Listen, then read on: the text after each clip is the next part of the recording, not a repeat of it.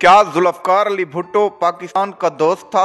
मैं जुल्फ़िकार अली भुट्टो को मुजरम समझता हूँ। पाकिस्तान के क़याम के बाद ऑटोमोबाइल इंजीनियरिंग की इब्तदाई तारीख और इस सनत पर बदतरीन खुदकश हमला। 1953 नेशनल मोटर कारपोरेशन ने अमेरिकन जनरल मोटर्स के इश्तराक से पाकिस्तान की पहली वॉक्सहॉल गाड़ी तैयार की, जबकि बाद में पाकिस्तान के मशहूर ज़माना बेडफोर्ड ट्रक इस प्लांट में पर तैयार किए गए। 1953 में एक्साइड बैटरीज ने पाकिस्तान का पहला बैटरी प्लांट लगाया।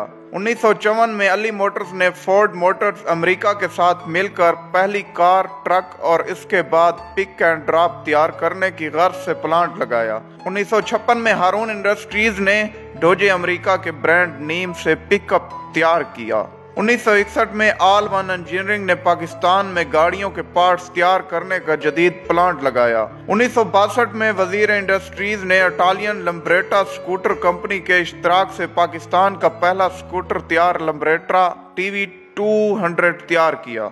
1962 में कंधवाला इंडस्ट्रीज ने अमेरिका जीप कंपनी के मुख्तलिफ model series CJ5, CJ6, CJ7 मुल्क में पहली बार तैयार की। 1963 में जनरल टायर्स ने कराची में पहला टायरों का प्लांट कंटल टायर्स जर्मनी के ताउन से कायम किया। 1963 में हाइसन ग्रुप ने अमेरिका मार्क ट्रक की पैदावार शुरू की।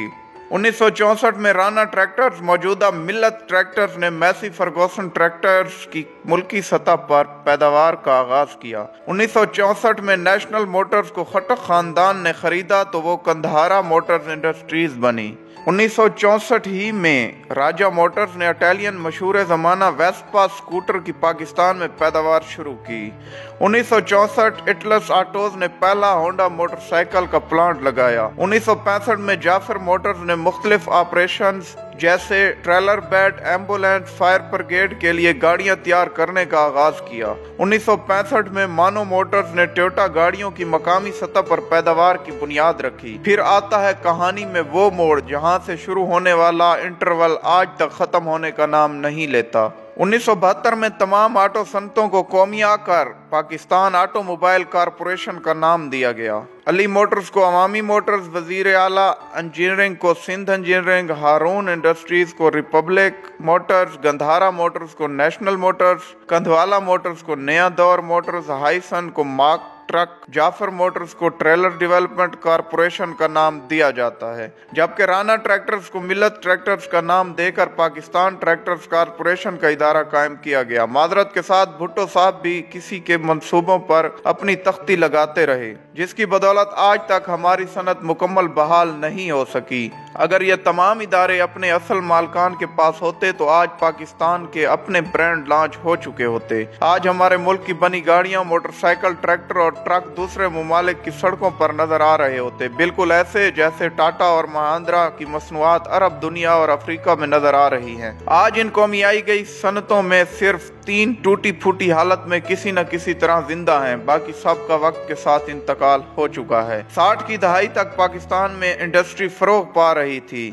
यहाँ फैक्ट्रियां, मिलें और कारखाने लग रहे थे। बजाय इन कारोबारी खानदानों के मशहूर होने के, वो सियासी सरगर्मियों को जिंदा रखे हुए थे। हमारे यहाँ सरमायादार को हमेशा दुश्मन समझा गया। रही सही कसर भुट्टो के सोशलिज्म के ख्वाब ने पूरी कर दी। हमारे यहाँ नज़में पढ़ी जाने लगी छीनो मिल लुटेरों से। चुनाचा एक दिन भुट्टो साहब ने नेशनलाइजेशन के जरिए ये सब कुछ छीन लिया। लोग रात को सोए तो बड़े वसी कारोबार के मालिक थे, सुबह जागे तो सब कुछ उनसे छीना जा चुका था। भुट्टो ने 31 सनती यूनिट, 13 बैंक, 14 इंश्योरेंस कंपनियां, 10 शिपिंग कंपनियां और 2 पेट्रोलियम कंपनियों समेत बहुत कुछ नेशनलाइज किया। Steel mill corporation of Pakistan इनके जायज मालकान से छीन लिया गया। मजदूरों और वर्कर्स को खुश करने के लिए सोशलिज्म के नाम पर यह वारदात इस बेहुदा तरीके से की गई। शुरू में कहा गया हुकूमत इन संतों का सिर्फ इंतजाम संभाल रही है, जबकि मलकियत असल मालकान ही की रहेगी। फिर कहा गया इन संतों के मालिक भी हुकूमत होगी। पहले कहा गया किसी को कोई जरे तलाफी नहीं मिलेगा, फिर कहा गया दिया जाएगा। कभी कहा गया मार्केट रेट पर दिया जाएगा, फिर कहा गया रेट का तयन हुकूमत करेगी। इमरान खान के मुशीर रजाक दाऊद के दादा सेठ अहमद दाऊद को जेल में डालकर इनका नाम ECL में डाल दिया गया। बाद अज़ां वो मायूस होकर अमरीका चले गए और वहाँ तेल निकालने की कंपनी बना ली। इस कंपनी ने अमेरिका में तेल के 6 कुएं खोदे और कामयाबी की शरह 100% रही। आज हमारा ये हाल है कि हम तेल की तलाश की खुदाई के लिए गैर मिल्की कंपनियों के मोहताज हैं। सादिक दाऊद ने भी मुल्क छोड़ दिया, वो कनाडा शिफ्ट हो गए। एम ए रंगून वाला बहुत बड़ा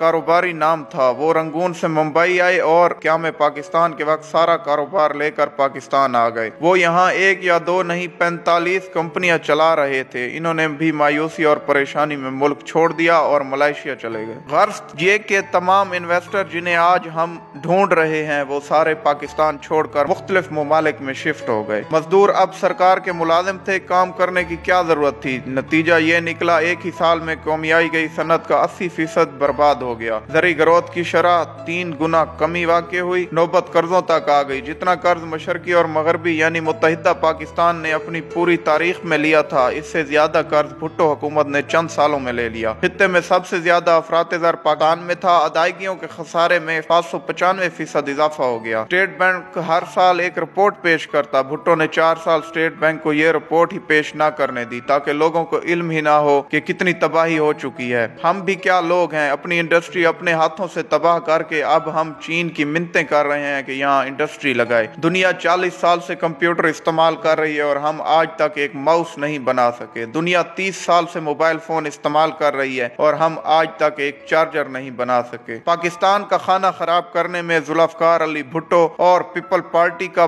पूरा हाथ है और भुट्टो के बाद जो करप्ट सियासतदान हमारे मुल्क पर हुकूमत करने लगे उनका भी बराबर का हाथ है। वस्सलाम।